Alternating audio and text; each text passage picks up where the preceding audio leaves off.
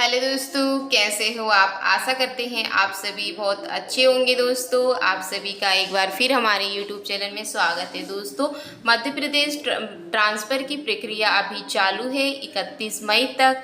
यदि आप ट्रांसफ़र करवाना चाहते हो तो आवेदन कर सकते हो और हो सकता है कि इसके आगे भी एक सप्ताह आगे आपकी डेट आगे बढ़ा दी जाए। यदि आप ट्रांसफ़र करना चाहते हो तो जल्दी से आवेदन कर सकते हो।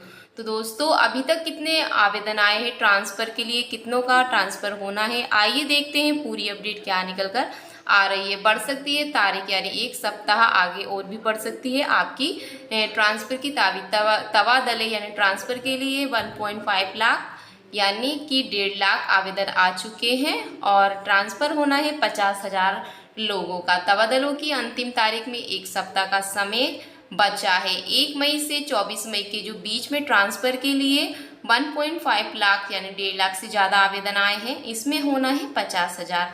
इस स्थिति में विभागीय मंत्री और जहां जिले के भीतर ही ट्रांसफ़र होना है, प्रभावी मंत्री असमंजस में है कि उज्जैन से सांसद अनिल फिरोजिया समेत अन्य सांसदों ने बंगलों के बाहर सख्ती लटकाया दी है।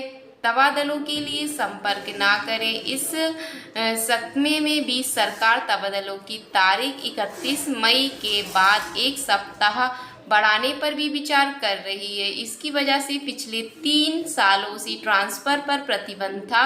सबसे ज़्यादा ट्रांसफ़र की महामारी स्कूल शिक्षा विभाग में है, जहां 35,000 आवेदन आए हैं। भोपाल में पोस्टिंग के लिए एक पद के लिए यानी 40-40 आवेदन आए हैं। एक पद के लिए 40-40 आवेदन आए हैं। ऐसी ही स्थिति उच्च शिक्षा में है, जहां भोपाल में पोस्टिंग पाने के लिए लंबी कतार है।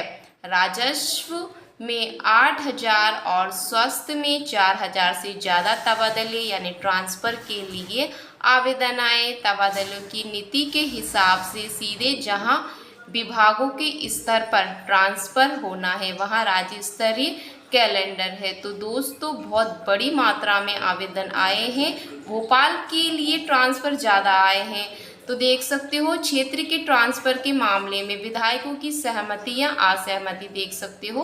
क्षेत्र के ट्रांसफ़र के मामले में विधायकों की सहमति को विभागीय मंत्री द्वारा ज़्यादा तरजीह दी जा रही है। इसमें प्रयास यह है कि विधायक की नाराजगी मोल ना ली जाए। इससे भाजपा और कांग्रेस दोनों के विधायकों की सहमति को तबादलों में शामिल किया जाए। क्लास 1 और क्लास 2 के ट्रांसफ़र सीएम राज्य समन्वय से, क्लास 1 और क्लास 2 की ट्रांसफ़र मुख्यमंत्री समन्वय से होना है। इसलिए इन तबादलों में ज़्यादा महामारी नहीं है। यहाँ देखा जाए कि अफसर एक ही जगह पर 3 साल से ज़्यादा समय से पदस्थ नहीं है। स्वच्छता के आधार पर पति पत्नी के ट्रांसफ़र एक ही स्थान पर किए जाने चाहिए। उनमें खाद्य नागरिक आपूर्ति जैसे विभाग में, जहां पर कैलेंडर ही निरीक्षकों की सेक्शन पोस्ट 250 है, जिसमें कि 147 ही कार्यरत है।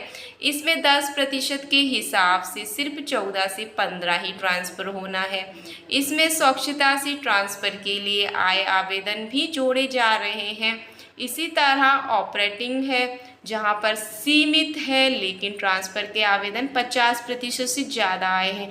जनजातीय विभाग में भी तबादले मंत्री के अनुमोदन से होना है। मंत्री के विवादित होने से यहाँ भी ट्रांसफ़र अधर में है, क्योंकि विभाग के मंत्री अनुमोदित के बाद ही तबादलों के लिए नाम फाइनल किए जाएंगे। दोस्तों संविदा कर्मियों को 5 साल का करना होगा। अनुबंध संविदा कर्मियों के ट्रांसफ़र में खास बात यह है कि तबादले चाहने पर वर्तमान में जहां कार्यरत है वहां एग्रीमेंट खत्म होगा। इसके बाद जहां पदस्थापना चाहिए वहां नाम एग्रीमेंट करना होगा। प्रदेश में 2.5 लाख संविदा कर्मी हैं। एक दिन पहले ही संविदा कर्मियों के ट्रांसफ़र के मामले में पंचायत एवं ग्रामीण विभाग में नीति जारी की गई है। अन्य 20 विभाग में भी वह नीति यानी कि जारी होगी। तो दोस्तों इस बारे में आप क्या सोचते हो, कमेंट में ज़रूर बताएं। ट्रांसफ़र के हिसाब से यानी कि लगभग